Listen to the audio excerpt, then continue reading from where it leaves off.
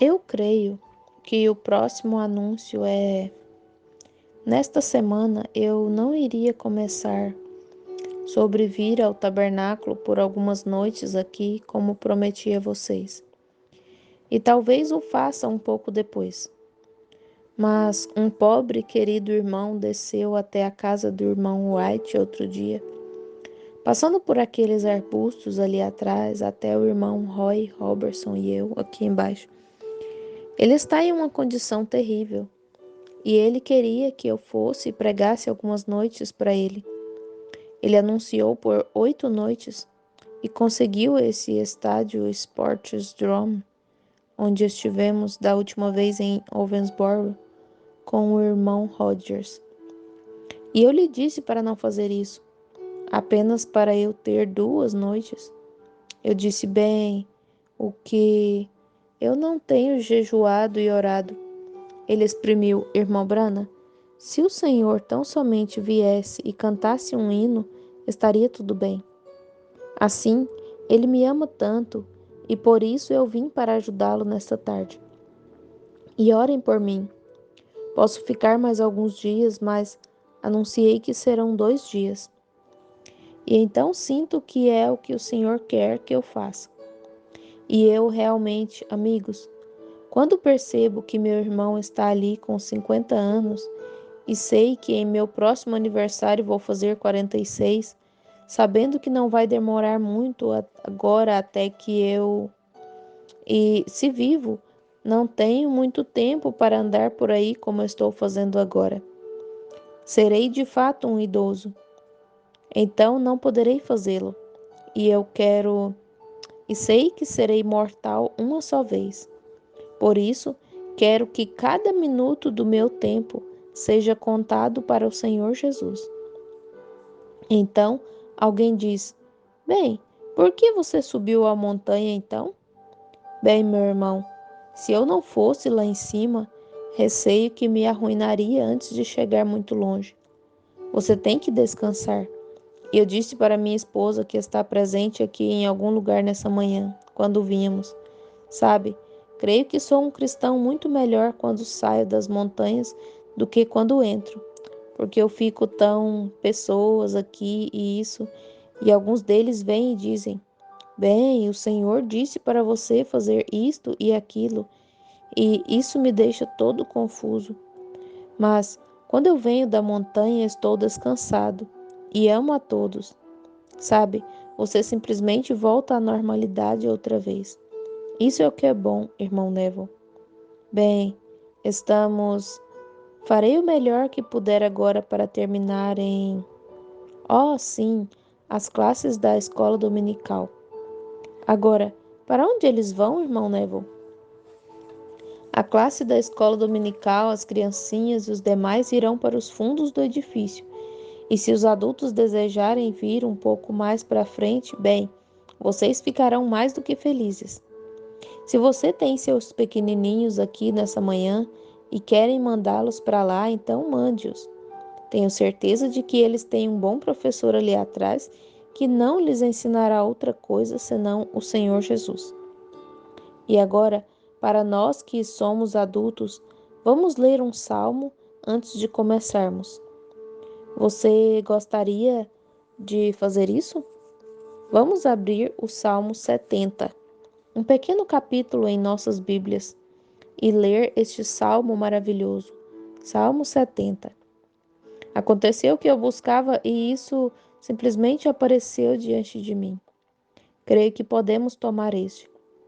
Agora, como de costume, normalmente nós nos colocamos de pé, e eu lerei o primeiro versículo e vocês o segundo, e assim por diante, até o último, e todos nós leremos juntos. Então vamos ficar de pé enquanto lemos este salmo. No final, teremos uma oração modelo. Apressa-te, ó Deus, em me livrar, Senhor, apressa-te em ajudar-me. A congregação lê em voz alta. Fiquem envergonhados e confundidos os que procuram a minha alma. Voltem para trás e confundam-se os que me desejam mal. Virem as costas como recompensa da sua vergonha os que dizem: Ah, ah. A congregação lê em voz alta: Folguem e alegrem-se em ti todos os que te buscam, e aqueles que amam a tua salvação digam continuamente: Engrandecido seja Deus. Agora todos juntos. Eu, porém, estou aflito e necessitado. Apressa-te por mim, ó Deus. Tu és o meu auxílio e o meu libertador. Senhor, não te detenhas. Salmo 70, do 1 ao 5. Inclinemos as cabeças enquanto repetimos juntos essa oração modelo.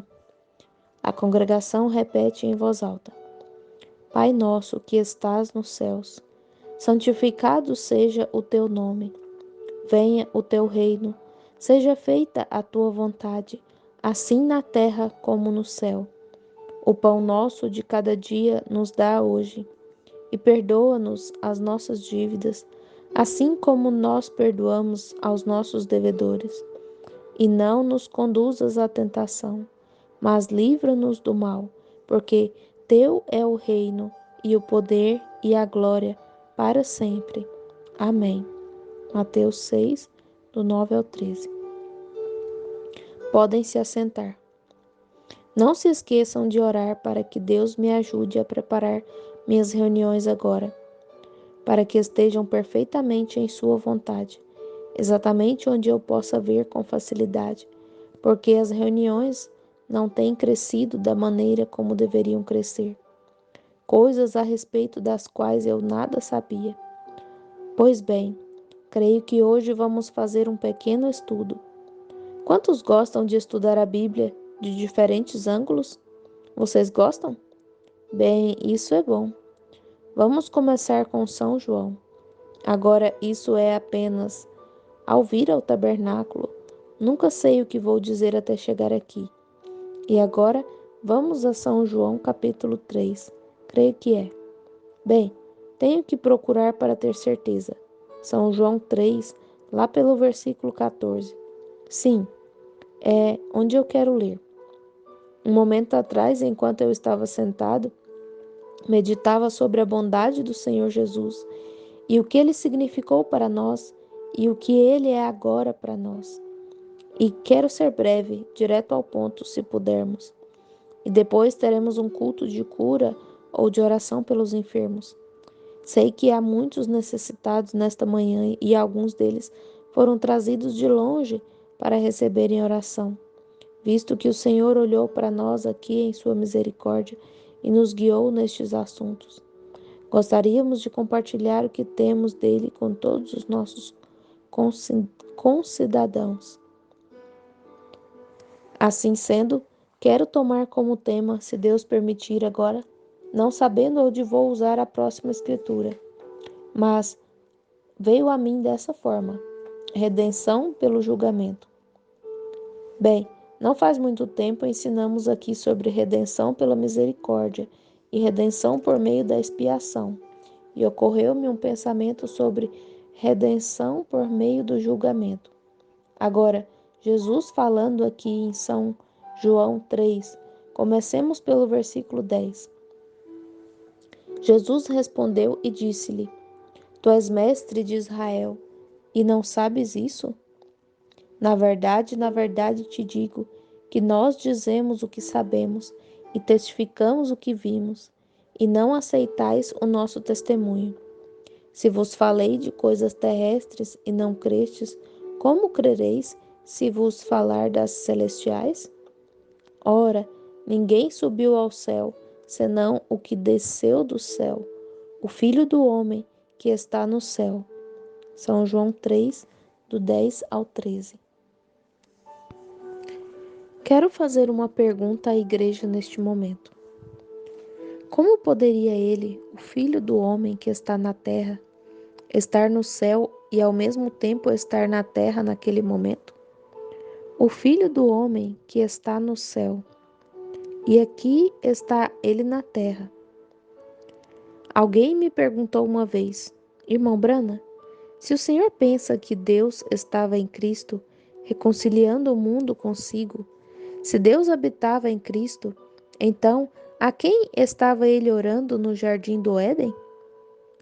Jardim do Getsemane, nota do tradutor. Eu fiz a seguinte pergunta à senhora. Então me diga como que ele estava no céu e ao mesmo tempo conversando com Nicodemos. Vê? Vê? Ele não apenas faz oração, mas responde à oração. Veja, ele é aquele que responde à sua própria oração. Vê? Agora, e como Moisés levantou a serpente no deserto, assim importa que o Filho do Homem seja levantado, para que todo aquele que nele crê não pereça, mas tenha a vida eterna. Se isso não é a coisa mais linda, como Moisés levantou a serpente de bronze no deserto, assim importa que o Filho do Homem seja levantado, para que todo aquele que nele crê não pereça, mas tenha a vida eterna. João 3, 13 e 14 e Números 21, 8 e 9. Ainda não me foi revelado o que será depois que morrermos. Até esse dia não creio que haja sido dado aos filhos dos homens saber exatamente que tipo de destino teremos após a morte. Muitas pessoas imaginam que quando morrermos, permanecemos como espírito até o retorno do corpo na ressurreição. Mas não é bem assim, porque a Escritura diz que se este tabernáculo terrestre se desfizer, já temos outro esperando. Vem? Há algum tipo de corpo para o qual vamos. Não o espírito, mas nosso espírito vai para um corpo. 2 Coríntios 5, versículo 1, 1 João 3, 2. Pois bem, sendo tipos e sendo eu um tipologista, cremos nisso, que Deus é aperfeiçoado em três, como Pai, Filho e Espírito Santo. A lei, a dispensação cristã, a dispensação do Espírito Santo, todos os três se juntam e formam um ser, em uma personalidade trina. Então, há três vindas do Senhor. O Senhor Jesus veio primeiro para redimir sua noiva.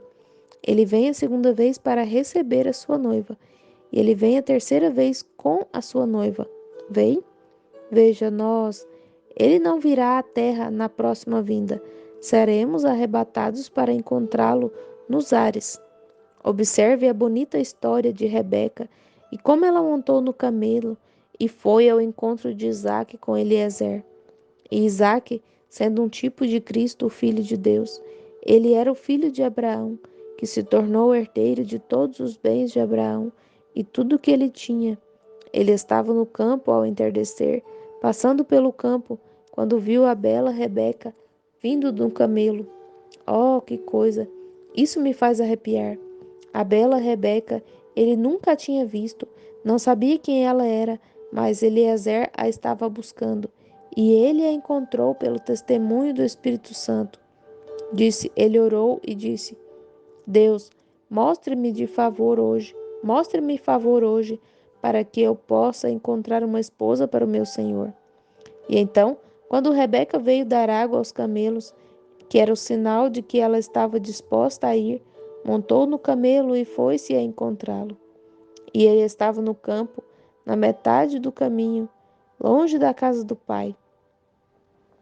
Jesus está, talvez, eu gostaria de pensar assim, mas não poderia dizê-lo. Já deixou a glória, descendo entre as estrelas e assim por diante, descendo para a terra. Num destes dias, talvez ainda hoje, a estrela que ele nunca viu ainda, somente como o Espírito Santo deu testemunho dela. Veio e observem, quando Rebeca viu Isaque, ela cobriu o rosto, saltou do camelo e correu para encontrá-lo. Foi amor à primeira vista. Eu não sei como ele se parecerá. Pode ser um homem alto, pode ser um homem baixo, pode ser moreno, branco, negro. Eu não sei qual será a sua cor, que tipo de cabelo ele terá, que cor de olhos ele terá, mas eu o amo. Eu não me importo com a aparência dele. Eu o amo. Sim, Senhor, e a igreja o amará. E ele está em seu caminho agora, eu creio. Deixou os palácios de marfim, descendo para receber a sua noiva. Então seremos arrebatados nos ares para encontrar o Senhor. É isso certo? Depois iremos para o casamento, como Isaac fez com Rebeca. E então, quando saíram da cerimônia de casamento, ele era o possuidor. E quando Jesus vier novamente com a sua noiva para reinar no trono de Davi, seu pai, no milênio, ele virá com ela então como rei e rainha. Pois bem, eu penso que é a mesma coisa em relação ao corpo. Foi-nos dado o primeiro corpo, que é um corpo natural, mortal, feito de pecado. E o próximo corpo é um corpo glorioso, um tipo de corpo no qual o cristão, o crente, entra quando morre. Não é exatamente carne. Eu não diria que é tangível, mas ainda assim é real. E então aquele corpo volta para ocupar o tabernáculo de barro no final, na ressurreição. Então estaremos em sua semelhança para sempre. Oh, isso é simplesmente maravilhoso. Olhe, você diz, irmão Brana, isso, veja se é espírito. Você não poderia ver, mas não é espírito. Vejam, quando a feiticeira de Endor invocou o espírito de Samuel, Saul o reconheceu. Ele estava ali com seu manto de profeta, e a feiticeira ficou com medo e caiu no chão. Disse: Eu vejo deuses subindo. E ele não apenas vestia seu manto de profeta, como ainda era um profeta. Ele interrogou: Por que me chamaste, visto que te tornaste inimigo de Deus? E continuou: Amanhã estarás comigo e cairás. E disse como ele cairia na batalha, que seu filho cairia, exatamente. E eles ali de pé e o reconheceram. 1 Samuel 28, do 7 ao 20. Bem, você disse, irmão Brana, eu não teria tanta certeza disso. Tudo bem. Que tal quando Jesus estava no Monte da Transfiguração e aqui estavam Moisés e Elias e Pedro, Tiago e João de pé, olhando para eles? Isso é certo, sim, seremos algo quando sairmos daqui. Isso mesmo, seremos alguém e algo. E ó, que tipo de pessoas devemos ser hoje? Nós que conhecemos a Deus por sua graça, que tem um novo corpo para o seu povo. Mateus 17, do 1 ao 3, Marcos 9, do 1 ao 4. Eu penso neste pequeno e frágil tabernáculo de nossa humilhação aqui. Ou o que é isso? Só algumas vitaminas e calorias e assim por diante, juntas aqui. Apenas um pequeno lugar para a alma ancorar. Isso é tudo. Mas, num desses dias gloriosos, isso será mudado, e isso que está ali dentro se irá, porque, novamente, isso não poderia entrar naquilo de imediato. Tem que entrar gradualmente. Mesmo depois de morrer, ao entrar naquele tipo de corpo, não sabemos o que será, porque ainda não é manifestado o que seremos no final. Mas agora sabemos que temos um corpo como seu próprio corpo glorioso, porque o veremos como ele é. Veja, algo assim, pois o veremos como ele é. 1 João 3:2. Pois bem, que preço custou para se obter isso para nós? Vamos falar sobre isso quando abordarmos o julgamento. Bem, vamos voltar para como Moisés levantou a serpente de bronze. Foi dito, no deserto, exatamente pela mesma razão que Moisés levantou a serpente de bronze, assim deve o Filho do Homem ser levantado. Bem, Moisés levantou a serpente de bronze para um propósito composto. Era porque eles estavam murmurando, e a outra coisa era porque eles estavam enfermos. E então isso traria cura divina ali mesmo para os filhos de Israel. João 3,14. Êxodo. Vamos tomar Números, creio que é no capítulo 21, e descobrir se isso não é algo melhor, uma coisa melhor. Números 21 aqui. Aconteceu que eu tinha o papelzinho bem ali. Números 21. E vamos observar aqui por alguns momentos como os filhos de Israel, começando sua jornada, um tipo perfeito da igreja hoje, movendo-se em direção à terra da glória. Você não crê que estamos a cada dia ganhando um pouco de terreno à medida que avançamos? Fazendo uma fogueira em um novo lugar todas as noites. Me sinto um pouco mais perto do que ontem. Eu creio, e você? Fazendo uma nova fogueira a cada noite, movendo-se para cima. Números 21, do 8 ao 9.